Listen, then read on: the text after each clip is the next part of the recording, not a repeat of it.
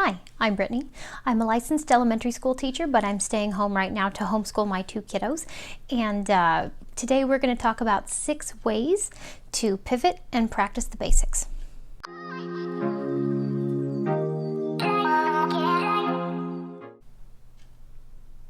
So, all children are strong in certain areas and they're not as strong in other areas. And sometimes they're just not ready to work at the speed that we assign them work. So, when I worked I haven't had, I'm a military wife, and so I worked in Arkansas for 2 years at the school that was at the time on one of the bases.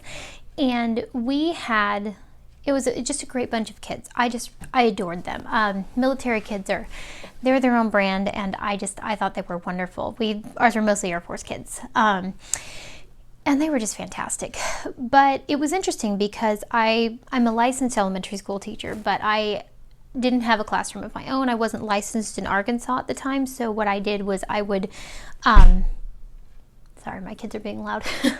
I would go from classroom to classroom and do what I needed for them, because I was technically licensed. I was licensed in Nevada, but because I was licensed, I could do a lot more than other substitute teachers could. So I did quite a bit of subbing for, it's technically long term. Yeah, it was long term, I guess, for a little girl with Down syndrome. And I was her para for a while. I was a para for a while for a little boy who had autism and a host of other issues, dealing with a very complicated story of his beginning. I've worked with kiddos with ADHD, with ODD, with all sorts of special needs. But there was also a brand of kiddos that they were just our late bloomers. They weren't ready for the kinds of academics that the school was throwing at them when they were presented with it. So there's a little girl I'm thinking of who I met her in kindergarten, and she was in speech therapy at the time.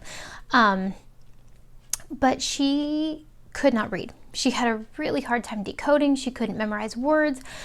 Same thing in first grade. By second grade, because I got to work with her, I would come back. The school had me working almost every day because I knew the kids knew me. The kids, honestly, I think thought I was a permanent staff member of the school because I was there all the time. And so I got to watch a lot of these kids grow, and I'm licensed in K through 6, but I really, really worked especially with the younger kiddos. And there was a little girl who was, she just wasn't ready. And they were starting to throw around terms like, special education. By the time she was in second grade, if we can't get her to do this stuff, we're going to have to, start moving her into more specific, I guess help would be the word, but they were thinking of, of special education. Which special education can be wonderful. It really can be, but you don't want a child to have to be in it unless they really need to be. And it was amazing because in second grade, I was assigned to help her and 2 of the other struggling kiddos with their spelling words. And it was amazing. Something clicked. She got the first 100 on her spelling test, I think, that she'd ever had in her life when she was 7. And this poor kiddo was to the point she was almost burned out by the age of 7. And so what I wanted to talk about today is how a lot of kids are not ready for the kind of stuff we give them when we give it to them. And that's not our fault. That's not their fault. It's just us figuring out what they're ready for. She wasn't ready for a lot of the English language arts stuff they gave her until she was 7. And then it clicked. It just happened. Honestly, I think a lot of the stuff that our education system in the United States does is too fast. We push too much at our kids too soon. Now, that's not to say I don't believe in pushing kids with high expectations. I've been working with my daughter on kindergarten concepts since she was like 2. That didn't mean she was ready for kindergarten. We've been practicing the skills. But my kiddo is interesting in that she gets the higher level concepts that kids several years above her don't understand, but she doesn't always grasp the lower skills quite as fast as she gets the higher skills. Now, again, this isn't her fault. It's not my fault. What it means is I need to adjust my method of approaching her education. And I talk about that because every kid needs this in some area, whether it's math or reading. Usually, those are the ones we usually start out with, are math concepts and reading concepts. A lot of kids just aren't ready at a really young age for the stuff that we first present them with. So what do we do? Well, we are this week for my daughter going back to the basics. Again, she's got these really high level math. She can do subtraction in her head, but we're still not always getting recognition of written numerals or written numbers the first time. So what we're going to do is we're going back to the basics, and I'm going to show you 6 ways, and you can do this with pretty much almost any subject, but 6 ways when they're little. I guess this would be kind of hard when you're talking about high school physics, but when they're little, there are multiple ways to hit the same set of skills without the kiddos or mom losing their minds. So we're going to talk today about 6 of the ways that I am able to work with her on numbers. So the first one is I bought this set, letters and numbers, 214 multicolored magnetic pieces. Magnetic letters are really cool. Again, I'm always a huge fan of things that kids can touch and feel the shape of. This one has numbers and letters. And so way number 1 is I could have her take these and put them on the refrigerator. I can sit there and play games with her. Okay. Jenny has 3 marbles and Jose has 1. Can you find the 3? And if I hold up the 1, I don't know where 1 is. We'll say 7. I'll say, which one of these, and I'll have them on the fridge. Which one of these is the 3? If she gets it, she gets to keep it. It's hers. It goes into her pile. If she doesn't get it, I get to take it back, and we'll pull it out in a few more letters and try it again. So identification, being able to identify when given 2 choices or 3 choices, and saying, okay, this is the one. So that's a good way to practice. And again, you can do this with so many different subjects. These are just examples of ways, for example, that I could do things with my daughter. Okay, another way that you can do stuff is, whoops, Play-Doh. Good old-fashioned Play-Doh. Now, my kids love Play-Doh, but they're very messy with it, and since everyone is in quarantine, I thought it would be fun to get something new, so I broke out the credit card and ordered from Amazon. Again, you don't have to do this. I will put this in the blog post in case you decide you would like to order it, because it is fun. This particular set came with a few shapes, but mostly number cards. And what the children do, and this set came with 8 different colors, which is really neat. What the kids do is they take their foam, and this is really cool foam because it's sticky, but it's not like messy. And she creates the shape of the letter and actually sticks it to the card. If you touch the cards, they're a tad bit sticky from the foam. But she takes the foam and she shapes it to the letter and actually sticks it on the card. And this, again, it is taking that same physical, the part of the brain that deals with touch and the shape of things. But instead of just identifying it and pulling it out and touching it, this time she's creating it, which is like the next level up. And again, this stuff is super cool. It really wasn't that expensive. It was on sale, I think, this week too. But this is our bag of foam, and it weighs like nothing. But anyway, so that was fun because she did that yesterday. And a lot of these, the thing is, we can really make school feel a lot like school. And we want, when children are young, we want them to feel like they're playing. Now, my daughter knows she has to make her numbers before she goes on and plays with the foam in other ways. That's just the rule. But we don't, like with this one, I made it a game. Oh, how many pieces can you get? Can your pile be bigger than mine? Are you going to beat me? We want to make it into something fun. Not everything can be fun, but the more stuff that is fun, the better. Technically, you could take Play-Doh and do the same thing with these numbers. You could make your own. You could take index cards, draw 6, and have them make the shape with the Play-Doh. Reading. So my son loves this book. he likes bugs, and this has ladybugs, and they're cool because the ladybugs are actually there's like 1 bug on each page, and then each page, so it starts, and it's got a fun little rhyme. This one does a countdown. 10 little ladybugs sitting on a vine. Along came a butterfly. Then there were, and you turn the page, and one of the bugs right here goes away. 9 little ladybugs. This is a little below the age of my daughter as far as her favorite things to read, but she does like listening to it, so I won't come here and say, all right, come here, kiddo, we're going to read this just for you. I could. She'd probably still like it, but something that you can have your older children do especially is have them teach the younger children. So I could say, you know what, I'd like to read this with your brother. Can you help me? Can you be my helper and help teach him? Because this is what he's learning. And my son actually is learning these things. So what I'll do is I will say the poem, because she can't read the poem yet. But when I say then there were, and we take away 1, I'll say, what's this? And she'll say 9. And it's nice because it's very predictable, not just because it's counting backwards, but because everything rhymes. And so there's predictability. She sees the numerals. She sees, then we've got the physical aspect, which again, I like this because it's not just a picture. There are a lot of picture books that are great for this, but this particular book I like because it has the physical, see they're little physical plastic bugs. And if you want, you can stop and count on each page, but I can have her practice this with her little brother. And so she doesn't feel so much like this is her lesson. It's something we're practicing all together. And they have a ton of counting books that are fun that you can do.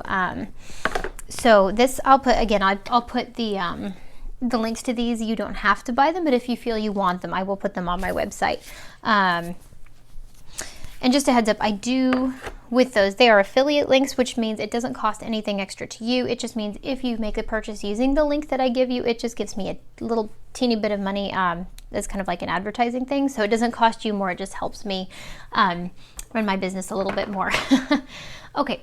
Another way that you could use numbers is just tracing. So this is not my daughter's favorite, but I picked this up at Target it was like a set of 3. It's like $3 for 3. There's an alphabet one and a ready to write, just basic practice with a pen grip, basically tracing things, tracing shapes, tracing squiggles, practice with your skill, the fine motor skills needed for writing. So what I would do is I have her trace it, but then I have her copy it next to it. Now, when she was younger, you wouldn't have, when you have small children, you're not going to have them start with copying. You just have them trace. She's older. She's been holding a pencil since she was 2. She can trace. And they give them these nice open sections that they can trace with it. So we could say, okay, we're only focusing on numbers 0 through 10 right now. So stop at 10. Now, again, it's funny because she's got, some of her concepts are like way above this, eons above this. And sometimes you have to pull back. It might kill you a little bit because you know they can go further, but just if they're really getting frustrated because a foundational piece of education is missing, of knowledge is missing, it's not your fault. It's not their fault. What it means is they just need a little more time. They need a little more practice. And I will say I totally will, I'm at fault as a mom. I will get frustrated because I'll say, I know you can do this, but then maybe she can't. Maybe they can't. Maybe they just need more practice. So we are taking this week and we're going back and we're just hitting these basics with identifying the numbers over and over and over. She will get to the higher stuff and it will be much easier because she's already proved that she's good at them. But this is just another way you can have them trace. There are a gazillion books out there that you can order with this kind of stuff in it. Just simple. Simplicity is always the key with little bitties. Okay, another way to do it, another whiteboard again, this Target, $1, fantastic. I'll take my Expo marker and I might draw. Now we are trying something new. There is a system called Touch Math. That's they have like their own curriculum, they have their own lessons, they have trainings for teachers. I learned about it when I was in college and I wish I had been able to learn even more. But I went back and I found a video on YouTube on how to do just basic touch math for numbers. And I taught it to her, and my kid is a big picture kid. She remembers the big picture. So I showed her the way to do numbers 1 through 6 over 2 days. And she immediately caught on. She immediately could do everything that they did in there because it presented it differently. It was more of a picture rather than okay, this is a 2, let's do 2. It's like, here are 2 spots. We're going to touch both spots. If you want, go YouTube it. They've got a ton of stuff. I've requested information from the company. And I might be purchasing stuff from them if this worked well for my daughter. We'll see. But I will let you know more when I find out more. But what I even found on YouTube was amazing because she got it like that. So something you could do with this is you could try the touch math method.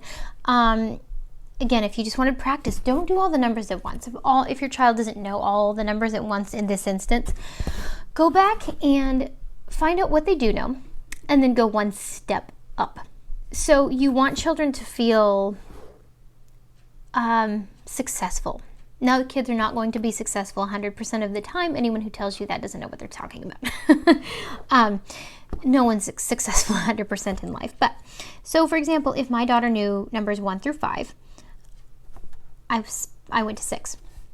So numbers 1 through 5, she's going to feel confident. So I say, okay, I want you to take this now, circle number 1, and she'll go and circle it. Circle number 3, she'll go and circle that. Circle number 5. And then, so I will save the new harder one till we get to the end. And I might make number 6 last. And we might erase it then, and I'll say, okay, we're doing it again. Now, and you do it out of order, but this time, instead of waiting for the hard one for the end, make it the second to last. Make it the, close to the end. And you might do this several times. This is super simple and super fast. And if they're missing all the numbers, that means it's still too hard. You need to go back and start over and do something less. So maybe 1 through 4, maybe 1 through 3. The whole key again is finding where your child is and meeting them there, and then leading them on from there, and not force feeding information that's too hard down their throats. Because, especially when you're dealing with the littles, they have a long time to learn this, but if we force feed them stuff that's too hard, they're never going to get it because they never had the basics. You don't build a building on a foundation that's missing one of its 4 corners. You just don't, because the building will collapse. It's the same thing. There's actually, the educational term is scaffolding. Teaching, so if you imagine a scaffold, that goes up, that painters climb up to paint on tall buildings. If you're missing several of the rods, it will collapse. When you're scaffolding, you're building their knowledge base piece by piece by piece. You're never going to build the whole thing at once. You're going to build all little pieces one at a time. So another way, and again, you've seen this puzzle before because it's one of my favorites, these. Now, what I do with my daughter, because these are really nice because they're multicolored and they have once again, those physical shapes that they can touch and feel. And they're in order already. So, my daughter knows this is not 1. this number is not 1. She knows this is not 1. So what I have actually had her do is I've been having her go and practice with my son, who's 2. And I'll say, okay, honey, can you go over the numbers with your brother? Just help him learn. And it's great for both of them because they're both practicing, they're both learning. And she knows the order of the number. She can count just fine. It's matching the number in her head and the one that comes out of her mouth with the picture. If I asked her to sit down and count a bunch of marbles, she could count wonderfully. It's the written form. So she'll sit there, and I've watched her because she's done this multiple times, and say, okay, we're going to count now. She'll say 1. Now say 1, and my son will, if he's in a good mood, say 1. She'll say 2, and he'll copy her, and they will go through this twice. And I will praise them both for it because they both did a fantastic job. And we're solidifying the skills while she gets to practice with her brother, and she gets to feel important and successful because she's doing this the right way, and it gives her a sense of purpose, which kids need. Kids want to feel successful. They want to feel like they have a purpose in life. And so this kills all the birds in one stone. So that's just at the basics. That's just using math with written numbers as an example. You could do this for letters. If your child doesn't get the whole alphabet, go back to the beginning. Just do either maybe ABC. I've done that before when my daughter was much smaller, but we would go back to her learning has exploded this year. But if your kiddo is 3 and you want them to recognize the whole alphabet, well, that is pretty young. I started mine working on the alphabet and recognition when she was 2. Just because they're practicing doesn't mean they have it mastered. You're shooting for mastery, but you are trying to do it in a way that is at your child's speed.